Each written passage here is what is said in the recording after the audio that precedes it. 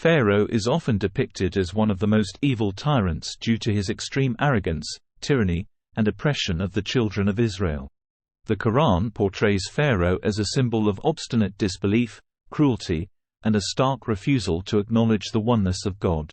Here are several reasons why Pharaoh is considered a notorious figure in Islamic teachings. 1. Pharaoh declared himself a god and demanded his subjects to worship him. His arrogance reached a point where he considered himself the highest authority and rejected the idea of any higher power. This act of declaring divinity for oneself is considered the epitome of pride and disobedience to God in Islamic teachings. 2. Pharaoh's oppression of the Israelites was severe and relentless. He enslaved them, subjected them to hard labor, and committed atrocities such as killing their male infants. This cruelty and injustice are strongly condemned in Islam, which emphasizes justice, compassion, and the protection of the weak. 3. When Prophet Moses, Musa, was sent by God to guide Pharaoh and the Egyptians to the truth, Pharaoh obstinately rejected the prophetic message. Despite witnessing clear signs and miracles, Pharaoh persisted in his disbelief and refused to acknowledge God's oneness. 4. Pharaoh not only rejected God but also actively persecuted those who believed in him. The Quran describes the suffering and hardship faced by the children of Israel under Pharaoh's rule.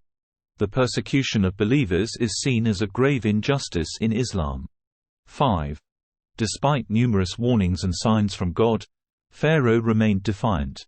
He witnessed miracles, such as the transformation of Moses' staff into a serpent and the parting of the Red Sea, yet he persisted in his rejection of God's guidance.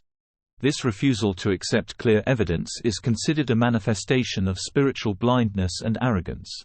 6.